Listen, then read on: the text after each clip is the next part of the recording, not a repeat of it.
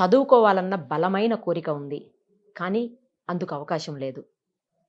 పాలమ్ముకుంటూ, గేదెల్ని మేపుతూ, వాటి వెనక పాలేరులా పనిచేస్తూ, తన కోరిక ఎప్పటికి తీరుతుందో అనుకుంటున్న సమయంలో 8 ఏళ్ల వయసులో ఆ కోరిక తీరింది. చివరికి స్కూల్లో జాయిన్ అయ్యారు. కానీ తోటి పిల్లల నుంచి అవహేళన, అవమానాలు వాటిని భరించారు. ఏం చెయ్యాలి? ఎలా చదువుకోవాలి? ఉన్న ఒకే ఒక జత బట్టలు. వాటినే వాష్ చేసుకుంటూ, డైలీ వేసుకుంటూ, ఫీజు కూడా కట్టుకోలేనటువంటి దయనీయ స్థితిలో తేజస్ అకాడమీ స్థాపించిన 12 సంవత్సరంలో 1918 డిఫెన్స్ ఉద్యోగాలతో పాటు ఇంటర్లో రాష్ట్ర స్థాయి మార్కులు సాధించి తెలంగాణ నెంబర్ 1 గా నిలిచిన తేజస్ మొత్తానికి చాలా గ్రాండ్గా ఫస్ట్ క్లాస్లో పాస్ అవుతూ టీచర్ అయిపోయారు ఆయన. ఈరోజు దాదాపు 1200 మంది పిల్లలను మంచి పౌరులుగా విద్యాబుద్ధులు నేర్పిస్తూ వివేకానంద విద్యానికేతన్ పేరుతో సక్సెస్ఫుల్గా కరీంనగర్లో స్కూల్స్ని రన్ చేస్తున్నారు. ఆయనే సౌగాని కొమరయ్య గారు. ప్రస్తుతం మనతో పాటు ఉన్నారు. ఒకసారి ఆయనతో మాట్లాడదాం. నమస్తే అండి కొమరయ్య గారు. నమస్కారం. గొప్ప పేరు కొమరయ్య అనేది. నిజానికి సౌగాని అని కొంచెం ఇంటి పేరు ఏదో కన్ఫ్యూజన్గా ఉంది నాకు. యా, ఈరోజు వివేకానంద విద్యానికేతన్స్కి చైర్మన్గా ఉన్నారు. ఒకప్పుడు చదువుకోలేనటువంటి దుర్భర స్థితి నుంచి ఈరోజు ఈ స్థాయికి ఎదిగి కొన్ని 100 మంది పిల్లల్ని మీరు భవిష్యత్ తరాలకి అందించబోతున్నారంటే హ్యాట్స్ ఆఫ్ టు యూ అండి. Thank you. ఎలా అండి అసలు? అంటే చదువుకోలేనటువంటి దీన స్థితిలో అంటే కేవలం మీ పేదరికమా, లేకపోతే అమ్మా నాన్న చదువుకోలేకపోయినటువంటి సిచ్యుయేషన్సా? ఏ పరిస్థితులు మిమ్మల్ని చదువుకోనీయకుండా చేశాయి ఆ రోజుల్లో? అంటే వాస్తవంగా మా కుటుంబం అనేది ఒక వ్యవసాయక కూలి కుటుంబం. Okay okay. దాంట్లో మా ఫాదర్ మదర్కు మేము 7 సంతానం. వీళ్ళందరినీ కూడా చదివే పరిస్థితుల్లో చాలా వాళ్ళు ఇబ్బందులు పడుతుండేవారు. వ్యవసాయ పనులు చేస్తూ, వ్యవసాయ కూలి పనులు చేస్తూ, పాలమ్ముతూ ఇట్లా చేస్తున్న సందర్భంలో ఎవరిని కూడా పాఠశాలకు పంపే పరిస్థితి లేకుండా వాళ్ళకు. నా తోటి విద్యార్థులు చదువుతూ స్కూల్కి వెళ్తున్న సందర్భం చూసినప్పుడల్లా నాకు ఒక ఆలోచన వచ్చేది. వీళ్ళు హ్యాపీగా స్కూల్కి వెళ్తా ఉన్నారు, నేను కూడా వెళ్ళాలి అన్న ఆలోచన కలిగినప్పుడు నా అభ్యర్థన తల్లిదండ్రులతో చెప్పినప్పుడు వాళ్ళు నవ్వి, అందరూ పనిచేస్తూ ఉన్నారు బిడ్డ, నువ్వు చదువుకుంటే ఎట్లా అనే పరిస్థితి చెప్పినప్పుడు నేను కొంచెం ఇబ్బంది పడ్డా వాస్తవంగా. ఒకరోజు వాళ్ళకి చెప్పకుండానే నేను స్కూల్కి వెళ్ళడం జరిగింది. వేస్తే అప్పుడు హెడ్ మాస్టర్ గారు అన్నారు ఏంటంటే, బాబు ఇట్లా నువ్వు డైరెక్ట్ వస్తే నీకు అడ్మిషన్ ఇవ్వరు, మీ ఫాదర్ మదర్ తీసుకొని రావాల్సిందంటే, మా ఫాదర్ మదరు పనులకు వెళ్ళారు. మా ఇంటి పక్కన మాకు దగ్గర రిలేషను. నీకు అంత ఇంట్రెస్ట్ ఉంది కదా, నేనే తీసుకెళ్ళి జాయిన్ చేస్తాను అన్నప్పుడు నేను వారి ద్వారా పోయి పాఠశాలలో జాయిన్ అయ్యాను. గవర్నమెంట్ స్కూల్ అది. ఇక్కడే రాంపూర్లో పుట్టి పెరిగిన నేను 7th క్లాస్ వరకు అక్కడే చదువుకున్నాను. వాస్తవంగా నాకు 8 ఏళ్ళు అప్పటికే వచ్చాయి. అప్పుడు క్లాసులో అందరికంటే పెద్ద ఉంటూ మరి క్లాసులో నేను కూడా ఒక లీడర్గా, మరి అదేవిధంగా క్లాస్లో ఫస్ట్ ర్యాంకు నాకే వచ్చేది. దానివల్ల టీచర్స్ అందరు కూడా నాకు ఒక రెస్పెక్ట్ ఉండేది. పిల్లలు నా తోటి క్లాస్మేట్స్ అందరు కూడా అరే అనే పదం నేను వినలేము ఎప్పటికి కూడా. అన్న అన్న అనేది నన్ను చూస్తే గౌరవం ఉండేది. ఇట్లా 7th అయిపోయిన తర్వాత ఇక్కడే స్థానికంగా సిఎస్ హై స్కూల్లో, అది క్రిస్టియన్ మైనారిటీ ఇన్స్టిట్యూషన్, అక్కడ అడ్మిషన్ దొరకాలంటే అది co education.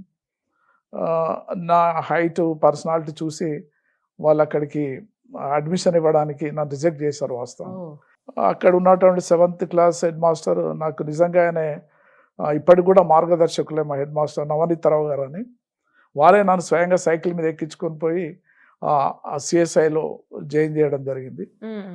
8th, 9th, 10th అక్కడే చదివి intermediate first year, second year అక్కడే నేను చదువుకున్నాను. ఆ చదువుకున్న సందర్భంలో స్టూడెంట్స్ అందరు కూడా నాకు కొంచెం ఫ్యాన్గా మారారు. ఎందుకంటే క్లాస్ టాపర్తో పాటు అన్ని ఆటల్లో నేను ఛాంపియన్ వస్తాను. ఫస్ట్లో అందరూ అవమానించారు. అంటే నన్ను చూస్తే పక్క కూర్చోవడానికి కూడా ఇబ్బంది పడేది. ఎందుకంటే ఈ డ్రెస్ అపియరెన్స్ బాగా లేకుంటుండే, ఒకటి వేసుకొని పోయేది. 7th క్లాస్కి వచ్చిన తర్వాత నేను కూడా రాత్రి పూట హాలిడేస్లో, సమ్మర్ హాలిడేస్లో పనిచేయడం, వాళ్ళ లెక్కన నేను కూడా బట్టలు ఎట్లా కుట్టించుకోవాలో బట్టలు కుట్టించుకునే సందర్భంలో రాత్రి పని చేయడం, ఇట్లా కూలి పని చేస్తూ బట్టలు, పుస్తకాలు కావాలి సంవత్సరానికి సరిపోయే అన్నీ కుట్టించుకొని పోయినప్పుడు నాకు 9th తర్వాత ఆ రెస్పెక్ట్ దొరికింది మేడం. అంటే 8thలో అప్పుడు పోయినప్పుడు ఇది ఒక విలేజ్ కల్చర్, విలేజ్ నుంచి వచ్చాడు అబ్బాయి అనే ఫీలింగ్తో నన్ను పక్క కూర్చోవడానికి కూడా ఇబ్బంది పడేది వాళ్ళు వాస్తవం. ఎందుకు ఇట్లా జరుగుతుంది అన్నప్పుడు నా వేషధారణ అవన్నీ గమనించిన వాళ్ళు కూర్చొనిచ్చేది కాదు. అదే 10thకి వెళ్ళిన తర్వాత వాళ్ళకంటే ఎక్కువ 20 డ్రెస్సులు 30 డ్రెస్సులు కుట్టించుకోగలిగాను నేను పని చేసి స్వయంగా. సూపర్. అప్పుడు అందరు కూడా నేను అదే స్కూల్లో చదివి మరి అదే కాలేజీలో నేను ఇనార్మస్ ప్రెసిడెంట్, ఇనార్మస్ స్టూడెంట్స్ ఆర్గనైజేషన్లో ప్రెసిడెంట్గా నేను చేశాను. అందులో ప్రెసిడెంట్గా 2 years నేను ఉన్నాను. అదేవిధంగా కాలేజ్ టాపర్ నేను యాక్చువల్గా. అప్పుడే నాకు వెరీ ఫస్ట్ ఇయర్లో టీటీసీలో ఫస్ట్ లిస్ట్లో ఫస్ట్ నేమ్ వచ్చింది. టీటీసీ సెలెక్టెడ్ అని అన్నప్పుడు నేను టీటీసీ చేస్తే నా లైఫ్ ఇక్కడికి ఆగిపోతుంది, నేను ఎట్లయినా చేయాలి, డిగ్రీ చేస్తే మనకు సమాజంలో ఒక రెస్పెక్ట్ దొరుకుతుంది అన్న ఆలోచనతో ఇక్కడే ఉన్నటువంటి స్థానికంగా ఎస్ఆర్ఆర్ కాలేజ్, మేము ఉండే ప్రదేశానికి రాంపూర్ నుండి ఎస్ఆర్ఆర్ కాలేజ్కి రావాలంటే దాదాపు ఒక 8 kilometers దూరం. అప్పుడు సైకిల్ కానీ ఏది లేకుండే, నడుచుకుంటూ వచ్చేది వాస్తవం. హాఫ్ డే స్కూల్ ఉంటుండే, హాఫ్ డేలో ఏం చేయాలి అన్నప్పుడు నాకు ఇంకా ఈ మధ్యలో ఏం జరిగిందంటే ఇంటర్మీడియట్ సెకండ్ ఇయర్ కాగానే మాది యాదవ్ కుటుంబం, మా ఇంట్లో ఎవరు చదువుకున్న వాళ్ళు ఉద్యోగులు లేరు కనుక నువ్వు ఇంకా చదివితే నీకు డిగ్రీ చేస్తే రేపు ఉద్యోగం ఎవరు ఇప్పిస్తారు, ఏంటిది నీకు పెళ్లి చేస్తామనే ఆలోచన వచ్చినప్పుడు తల్లిదండ్రులనే రిజెక్ట్ చేశాను. మా దగ్గర రిలేటివ్స్ అందరు కూడా నీకు పెళ్లి చేసుకుంటే మీ అంకుల్ సైడ్ నుంచి నీకు ఏమైనా ఉద్యోగం ఇప్పించే అవకాశం ఉంటుంది, నువ్వు ఎట్లయినా పెళ్లి చేసుకోవాలన్నప్పుడు అందరూ సంతోషంగా పెళ్లి చేసుకుంటారు వాస్తవంగా.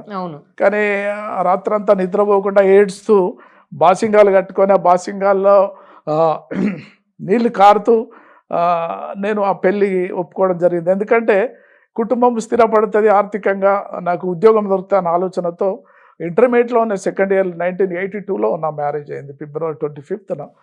అయినప్పుడు అక్కడ ఉన్నటువంటి లెక్చరర్స్ ఫ్రెండ్స్, నేను కాలేజ్ ప్రెసిడెంట్ కాబట్టి అందరూ మా రిలేటివ్స్ తక్కువ, నాకు వచ్చినటువంటి కాలేజ్ ఫ్రెండ్స్ అందరూ ఎక్కువ వచ్చి మ్యారేజ్ అయిన తర్వాత నువ్వు ఇంత చిన్నప్పుడు పెళ్లి చేసుకున్నావు ఏంటిది అని అంటే నా నా నా విధానం మా కుటుంబ పరిస్థితులు వాళ్ళకి చెప్పినప్పుడు అయ్యో అదా అని వాళ్ళు బాధపడే సందర్భం నేను చూశాను. ఇక అదే ఇన్స్పిరేషన్ తోటి నేను ఎట్లయినా చేసి డిగ్రీ చేయాలి అని చెప్పి అక్కడ నుండి నేను బీకామ్లో ఎస్ఆర్ఆర్ కాలేజీలో ఫస్ట్ ఇయర్ డే. మీరు ఎందుకైతే మ్యారేజ్ చేసుకున్నారో ఫైనాన్షియల్ సపోర్ట్ కోసం అది దొరికిందా మీ ఫ్యామిలీ? దొరకలేదు. మా అంకుల్ వారు ఏం చేశారంటే వాళ్ళ ఇంటికి అత్తగారి ఇంటికి వెళ్ళినప్పుడు ఆయన ఇక్కడ సింగర్ అండ్ ఎంప్లాయీ వాస్తవంగా, ఆయన వాళ్ళ అండర్ మేనేజర్ దగ్గర తీసుకెళ్ళినప్పుడు బాబు డిగ్రీ ఉండాలి ఉద్యోగం రావాలంటే, కనీసం టైప్ వచ్చాను ఉండాలి, అప్పుడు టైప్ రావాలి, వస్తే మీకు ఏమైనా ఉద్యోగం వస్తా అంటే నేను అంకుల్ చెప్పలేదు నాకు ఉద్యోగం రాదా అని, ఇంటర్మీడియట్ తోటి ఎవరు ఉద్యోగాలు ఇయ్యరు, నేను ఎట్లా డిగ్రీలో జాయిన్ అవుతానని డిగ్రీలో అడ్మిషన్ తీసుకున్నాను. ఇప్పటికీ పెళ్ళైంది కాబట్టి మా వైఫ్ ఆమెది కూడా ఇంటర్మీడియట్ వస్తాం, ఆమె కూడా ఇంటర్మీడియట్లో ఆగిపోయింది అక్కడ మా పెళ్ళితోటి. ఏం చేయాలి, ఇప్పటికే కుటుంబ బాధ్యత, నన్ను చదవడానికే వాళ్ళు ఇబ్బంది పడేది, నాతో పాటు మా భార్యను కూడా వాళ్ళకి తిండి పెట్టాలంటే ఇంకా కుటుంబంలో ఉన్నటువంటి బ్రదర్స్ సిస్టర్స్ అందరు కూడా ఇంకా నీకు పెట్టాలి నీ భార్యకు పెట్టాలని కొంచెం ఇబ్బంది పెట్టేది వాస్తవంగా. అయినా వాళ్ళు సహకరించారు. ఏదేమైనప్పటికీ మా భార్య కూడా ఇంటర్మీడియట్ చదువుకున్నప్పటికి కూడా మా మదరు ఫాదరు మా సిస్టర్స్ బ్రదర్స్ తోటి వ్యవసాయ కూలి పనులకు వెళ్ళేది, రోజు కూడా వాళ్ళతో పాటు వెళితే కొంత మాకు తిండి మందము. నేను చెప్పేది మా మదర్ ఫాదర్కి చెప్పేది, వాళ్ళందరూ పని చేస్తున్నారమ్మా, వాళ్ళకి 2 పూటలు భోజనం పెట్టు, నాకు 1 పూట సరిపోతుంది, నేను చదువుకుంటా. ఆ నేను డిగ్రీ వెళ్ళాను. డిగ్రీకి వెళ్ళిన తర్వాత ఇంకా ఖర్చులు ఎట్లా వెళ్తాయి, ఒక పని చేయాలంటే ఒక సమ్మర్ హాలిడేస్లోనే చేస్తాం, రాత్రిపూట పని చేస్తాం, ఇవి సరిపోవు, కుటుంబము భార్య ఉన్నది కాబట్టి ఏం చేయాలన్న ఆలోచనతో ఇక్కడ డాక్టర్ మాడేకర్ అని ఉంటాడు, డాక్టర్ ఫిజిషియన్ ఆయన, నేను అక్కడ అసిస్టెంట్ ల్యాబ్ టెక్నీషియన్గా నేను జాయిన్ ఒక 3 years పార్ట్ టైమ్గా ఆఫ్టర్ కాలేజ్ తర్వాత అక్కడికి వెళ్ళి 8 తర్వాత ఇంటికి వెళ్ళేది. ఇట్లా వేస్తున్నాడు సందర్భంలో మొట్టమొదటి నుంచి కూడా నేను కాలేజ్ టాపర్ని కాబట్టి చిన్నప్పటి నుంచి పిల్లలకు ట్యూషన్స్ ఎక్కువ చెప్తూ ఉండేవాడిని. దానివల్ల ఏంటంటే డిగ్రీ 84-85లో నా డిగ్రీ కంప్లీట్ కాగానే అందరూ కొంతమంది నువ్వు స్కూల్ ఎందుకు పెట్టద్దు అంటే అందరు నేను స్కూల్ పెడతాను అని అన్నప్పుడు స్కూల్ అంటే అంత ఈజీ కాదు కదా అని నవ్వారు అందరూ. సరే నాకు ట్యూషన్స్ నేను చెప్తున్నా కాబట్టి ఏదైనా ఇట్లానే చేసి ఒక స్కూల్ పెట్టాలని ఆలోచన వచ్చి అక్కడ భగత్ నగర్లో ఒక ఇల్లు, చిన్న ఇల్లు కిరాయి తీసుకున్నాం. 250 రూపాయలకు ఒక ఇల్లు, అది స్టేడియం నానుకొనే ఉంటుంది. అక్కడ ఇల్లు ఏం లేవు అప్పుడు. ఆ 250 రూపాయల కిరాయి ఇవ్వడానికి నన్ను నమ్మలేదు వాస్తవంగా, నువ్వు కడతావా అనే పరిస్థితి ఉండే. ఇక 250 రూపాయల కిరాయి తీసుకొని ఫస్ట్ ఇయర్ 86, 87లో నేను స్కూల్ స్టార్ట్ చేశాను. ఇప్పటికీ 37 ఇయర్స్ రన్ అవుతున్నాను మేడం. అయితే ఆ 37 ఇయర్స్ జర్నీలో నాతో చదువుకున్నటువంటి పిల్లలు, మా టీచర్స్ ఇప్పుడు అంటే మధ్యకాలం నుంచి ఇప్పటికి కూడా అరే ఎక్కడున్న మనిషి ఎక్కడికి వచ్చిండు అని అంటే ఒకటే అంబిషన్ ఏంటంటే సొసైటీలో నేను ఇబ్బంది పడ్డటువంటి చదువుకోవడానికి ఇబ్బంది పడుతున్నటువంటి సందర్భం నేను చూశాను. అట్లాంటి సమాజంలో చాలామంది వ్యక్తులు ఉన్నారు. వాళ్లకు నా వంతు సహకారంగా ఏదైనా చేయాలన్న తలంపుతోటి మొదటి నుంచి కూడా 86, 87 నుంచి కూడా సమాజంలో చదివిపించలేని పరిస్థితి. టాపర్స్ ఎవరైనా ఉంటారు, లైక్ సిరిసిల్ల ఉండే, అక్కడ చాలా పద్మశాలి కుటుంబాలు ఉంటుండే, వాళ్ళకి చదివించలేని పరిస్థితి. అప్పటికి నేను హాస్టల్ స్టార్ట్ చేశాను. స్టార్ట్ చేసి మంచిగా చదివే పిల్లలు ఎవరైతే ఉంటారో నేను ఉచితంగా హాస్టల్లో పెట్టి చదివించి, నేను ఫీజు కట్టి వాళ్ళకి ఫుడ్ ఇచ్చి ఫుడ్ పెట్టడం, ఇట్లా టాపర్స్గా వాళ్ళను మంచి రిజల్ట్స్, స్టేట్స్ ర్యాంక్ రావడము, నాకు మీద ఒక నమ్మకం అనేది ఏర్పడ్డది. నమ్మకం ఏర్పడుతూ ఈ జర్నీలో చాలా వేల మంది ఇవాళ ప్రపంచవ్యాప్తంగా 180 దేశాల్లో మా పిల్లలు చదువుతున్నారంటే నేను చాలా హ్యాపీగా ఉన్నా ఇప్పుడు. అయితే ఈ మధ్యకాలంలో మేము కూడా నాతో చాలా కాలం 10 ఏళ్ల కాలం పనిచేసిన తర్వాత ఆమెను కూడా ఇంటర్మీడియట్ తోటి ఆపొద్దని చెప్పి ఆమెను గ్రాడ్యుయేషన్ పూర్తి చేయించి, బీఈడి పూర్తి చేయించి, బీఈడి రాసాం ఇద్దరం కూడా. ఆ మధ్యలో రాసిన తర్వాత ఇద్దరికి కూడా గవర్నమెంట్ జాబ్స్ వచ్చినాయి. సూపర్. రావగానే నాకున్న అంబిషన్ ఏంటంటే ప్రైవేట్ స్కూల్ నడపాలి, ఇట్టి పరిస్థితుల్లో స్కూల్ వైండప్ చేయలేము కాబట్టి నువ్వు ఎట్లయినా ఒకరు గవర్నమెంట్ సెక్టర్లో ఉండవని చెప్పి ఆమె గవర్నమెంట్ టీచర్ పంపించడం జరిగింది. నేను మాత్రం స్టిల్ సర్వీస్లో ఉంది మేము, ఇంకా 3 ఇయర్స్ ఉంది. ఇద్దరు పిల్లలు మేము. మరి వాళ్ళు ఇప్పుడు వాళ్ళు నా పిల్లలు, మా అబ్బాయి అంటే అమ్మాయి మ్యారేజ్ చేసినాం, బీటెక్. అల్లుడు ముంబైలో ఉంటారు, ఆయన సెబీలో DGM, deputy general manager SEBI, security exchange board of India, ముంబైలో హెడ్ ఆఫీస్లో ఉంటారు వాళ్ళు. ఓకే. ఇక అబ్బాయి మాత్రం బీటెక్ కాగానే ఆయన కూడా బయటకు వెళ్ళాలంటే ఈకున్నటువంటి నాకు ఫీల్డ్ మీద ఉన్నటువంటి ఇంట్రెస్ట్ ఏదవుతుందో వాడిని కూడా అట్లనే చెప్పేసి వాడికి నేను యాక్చువల్గా 86, 87లో తెలుగు మీడియం ప్రారంభించాను. మధ్యకాలంలో 2001లో నేను మళ్ళీ ఇంగ్లీష్ మీడియం కన్వర్ట్ చేశాను. నా దగ్గర ఉన్నటువంటి ఈ పిల్లలు, చదువుకునే పిల్లలు middle class, below middle class పిల్లలే ఎక్కువ మంది నా దగ్గర చదువుకునేవారు. ఎందుకంటే నేను అట్లాంటి వర్గానే కాబట్టి అట్లాంటి పిల్లలే నా దగ్గరికి వచ్చేవారు.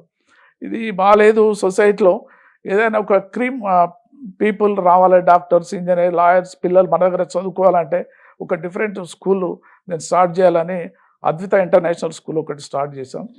అది కూడా 10 ఇయర్స్ అవుతుంది. కరీంనగర్లో ఉన్నటువంటి సోకాల్డ్ ఎవరైతే rich families, highly educated families అందరూ కూడా మనకి ఇప్పుడు అక్కడ చదువుతా ఉన్నాం. దాంట్లో 600 మెంబర్స్ ఉంటారు మేము. 2 స్కూల్స్ ఉంటాయి. అది అద్భుతంగా నడుస్తా ఉన్నాం. ఇది కూడా చాలా బాగా నడుపుతా ఉన్నాం. అయితే దీంతో పాటు ఇంకా సమాజంలో నేను చేయని కార్యక్రమాలని లేవు మేడం. అంటే కేవలం నేను డబ్బులే సంపాదించుకోవాలి అనుకుంటే కరీంనగర్ టౌన్లో నా అంత ధనవంతుడు ఎవరు ఉండరు వాస్తవంగా. కానీ సొసైటీకి ఎవరికైనా ఇవాళ ఎంతమందికి భోజనం పెట్టాము అన్నది, నాకు ఎంతమందికి భోజనం పెడితే ఆ రోజు నేను తృప్తిగా నిద్రపోతాను. అంటే లైక్ నిన్న మీరు వస్తా అంటే మేడం ఎక్కడ భోజనం చేస్తున్నారు అని అడిగాను. అంటే మేడం అరేంజ్మెంట్స్ ఉన్నాయా సార్. ఎందుకంటే దాదాపు ఇట్లా జరగడం నాకు చేయడం అనేది ఇంట్రెస్ట్ అన్నట్టు. ఈ సొసైటీలో అట్లనే నేను ఒక 2 times కాంగ్రెస్ గవర్నమెంట్లో టెంపుల్ చైర్మన్గా ఉండి ఒక గోశాల కట్టించడం, ఒక టెంపుల్ని కట్టించడం, సామాజిక పరంగా చాలా కార్యక్రమాలు, ఏదో బీద వాళ్ళు ఉంటే పెళ్లిళ్ళు చేయడం, ఇట్లాంటిగా నా దినచర్యలో భాగమైంది మేడం. మీరు కొన్ని ప్రోగ్రామ్స్ చూశాను, పిడికెడు బియ్యం, మాతృదేవోభవ అని మీ స్కూల్ ప్రోగ్రామ్స్ లో కొన్ని విన్నాను. అయితే జనరల్ గా నేను ఈ కరోనా కంటే ముందు సొసైటీలో ప్రైవేట్ స్కూల్ ఎట్లా నడిస్తే అదే పద్ధతిలో నేను నడిపాను. వాళ్ళకంటే బెటర్ నడపచ్చు, కానీ ఇట్లా నడిపితే సమాజంలో ఒక కిక్ అనేది లేదు. నేను ఒక ప్రత్యేకంగా స్కూల్లో Different గా, నడపాలి, something డిఫరెంట్గా different. నడపాలి, పిల్లలకు మన దగ్గర చదివే పిల్లలకు అనే ఆలోచనతో జనరల్గా నేను ఐఐఎంలో ఒక వర్క్షాప్లో పార్టిసిపేట్ అయిన తర్వాత ఈ ఆఫ్టర్ కరోనా తర్వాత ఇక స్కూల్ ఫీల్డ్ నుంచి నేను తప్పుకుంటా ఇంకా ఏదైనా సామాజిక పరంగా అనుకున్నాను. ఎప్పుడైతే నేను ఐఐఎంలో అక్కడ వర్క్షాప్లో అటెండ్ అయిన తర్వాత అసలు రియల్ వర్క్ ఎప్పుడు స్టార్ట్ అయింది నాది మీరెలా తప్పుకుంటారు అసలు? అని స్కూల్ నుంచి అనుకోలేదు తప్పుకోలేరు. కాబట్టి ఇప్పుడు ఇక రియల్ వర్క్ అదే. స్టార్ట్ చేయాలనే ఆలోచనతో మొత్తం నా ఎడ్యుకేషన్ సిస్టమ్ విధానాన్ని మార్చేసినాం మేడం. ఓ, ఎట్లా మార్చేసినామంటే జనరల్గా ఉదయం లేవగానే good morning, good afternoon, good evening చెప్తా ఉంటారు పిల్లలు. నో అవన్నీ వైండప్ అదంతా ఏం చేసి లేదు. ఏ స్టూడెంట్ కలిసినా, టీచర్ కలిసినా, పెద్దలు కలిసినా, ఎవరు కలిసినా జై భారత్ మాత్రమే చెప్పాలి. జై భారత్ అనే నినాదంతో మనం ముందుకు వెళ్తా ఉన్నాం. ఎందుకంటే ఒక మైండ్ సైకాలజీ అనడం ద్వారా కానీ, పలకడం ద్వారా కానీ, ఆచరించడం ద్వారా కానీ ఒక దేశం మీద భక్తి కలుగుతాను. ఎంతో కొంత మైండ్ లో ఫిక్స్ ఎంతో అవుతుంది. ఒక Yes. ఆలోచన వస్తుంది అనే ఆలోచనతో పిల్లలందరూ మీరు కూడా ఎప్పుడో పెట్టినట్టున్నారు, కానీ ఆ పేరుతో ఇప్పుడు ఆంధ్రాలో ఒక పార్టీ వచ్చింది. ఓకే ఓకే జై భారత్ అని నేను నినాదంతో వెళ్తున్నాం మేము. అదేవిధంగా ఎవ్రీ మంత్ అంటే పిల్లలకు ఒక గొప్ప పర్సనాలిటీస్ ఒక గొప్ప పర్సనాలిటీగా తీర్చిదిద్దాలంటే పిల్లలు ఏదో చెప్పడం మర్చిపోవడం జరుగుతూ ఉంటుంది. కాకపోతే పిల్లలకు every month hero of the month అనే మేము ఒక ఫ్లెక్సీ పెట్టేసి ఆ నెల మొత్తం ఆ పిల్లలు అకాడమిక్స్తో పాటు చదువుతో పాటు ఒక హీరోను పరిచయం చేస్తా ఉన్నాం మేడం.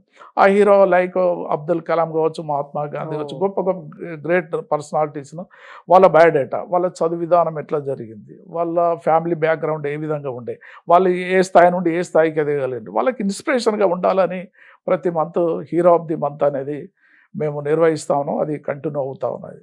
అదేవిధంగా స్వవికాస్ అనే ఒక ప్రోగ్రాం నిర్వహిస్తాం.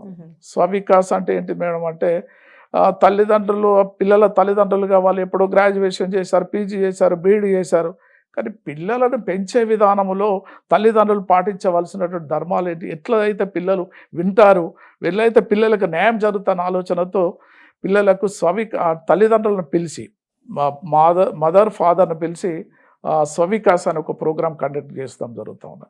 స్వవికాస్లో ఏంటంటే పిల్లలకు ఇచ్చేటువంటి ఆహారం ఎట్లా ఉండాలి, పిల్లలకు ఎట్లాంటి యోగా చేయించాలి, ఫిజికల్ ఫిట్నెస్ కొరకు వాళ్ళు ఏం పాటించాలి, పిల్లలకు తల్లిదండ్రులు అంటే కొంచెం పెద్ద పెరిగిన తర్వాత ఏవిగింప చేసి వాళ్ళ ఫ్రెండ్స్ తోటి అడిక్ట్ అయిపోతూ ఉంటారు.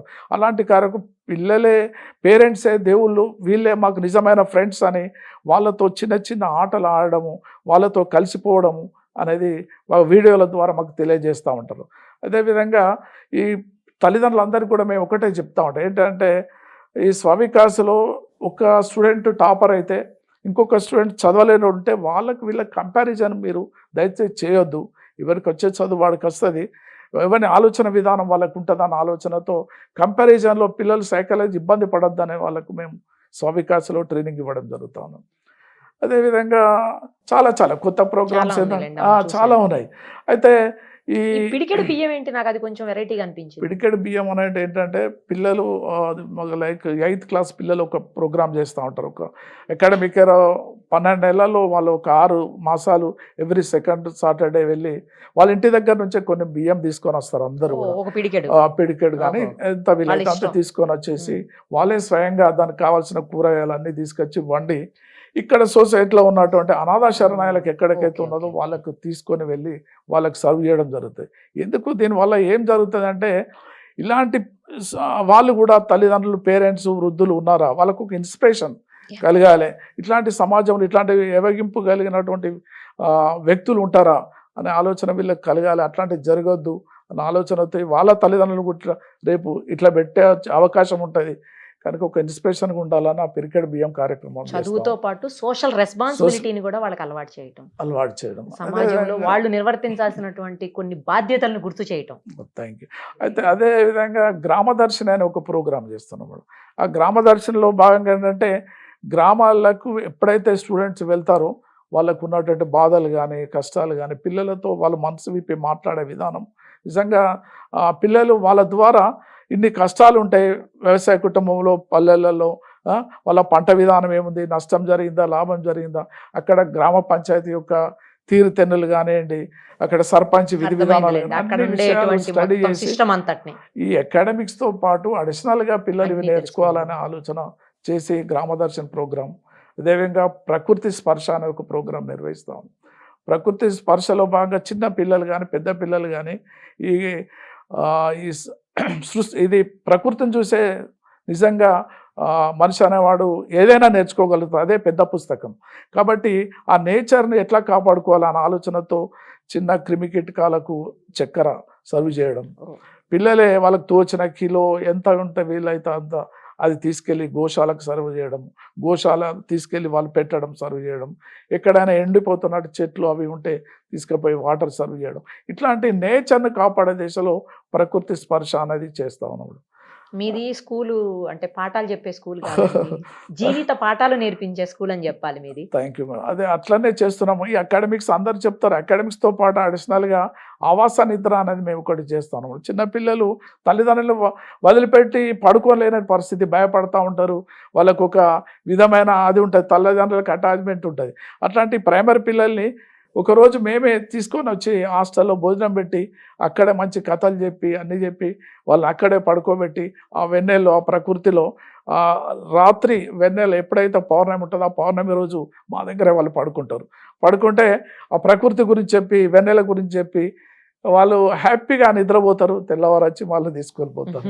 ఈ ఆవాస నిద్ర ఒకటి చేస్తున్నాం కూడా. ఇంకొకటి ఏంటంటే వృద్ధదేవోభవ ఒక కార్యక్రమం. ఇది కూడా చాలా విచిత్రం అది మేడం. రిటైర్డ్ అయిన తర్వాత ఇవాళ రేపు రిటైర్డ్ అయిన పర్సన్స్కు తల్లి కావచ్చు, బిడ్డ కావచ్చు, కొడుకు కావచ్చు, కోడలు కాబట్టి రిటైర్డ్ అయినరు, వాళ్ళని చిన్న చూపుకు గురవుతా ఉన్నారు.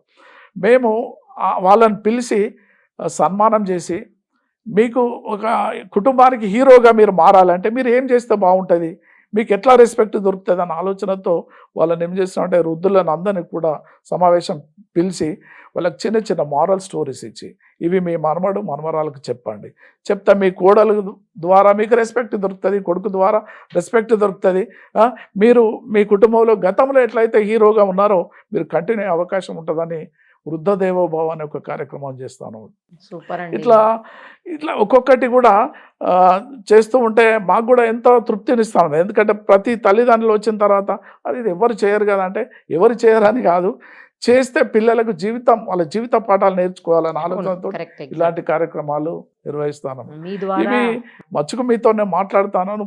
ఉదయం లేచింది సాయంత్రం వరకు పడుకునే వరకు నేను ఏం చేయాలన్నా కొత్తగా చేయాలి, కొత్తది చేయాలన్న ఆలోచన నా లోపల మెదిలింది మేడం. ఏంటంటే ఏదైనా మనం చేస్తే మనము ఇతరులను ఆచరించకుండా మన జీవితానికి ఏ విధంగా ఉపయోగపడాలో మనం చెప్పే విద్య అనేది చేస్తున్నాము. గ్రేట్ అండి. భావి భారత పౌరులను తయారు చేస్తూ అది కూడా ఒక సోషల్ రెస్పాన్సిబిలిటీగా ఫీల్ అయ్యి ఎంతో మందికి ఇన్స్పిరేషనల్ పర్సనాలిటీగా ఉన్నటువంటి మీకు మరొక్కసారి హ్యాట్స్ ఆఫ్ చెప్తూ థ్యాంక్ యూ సో మచ్.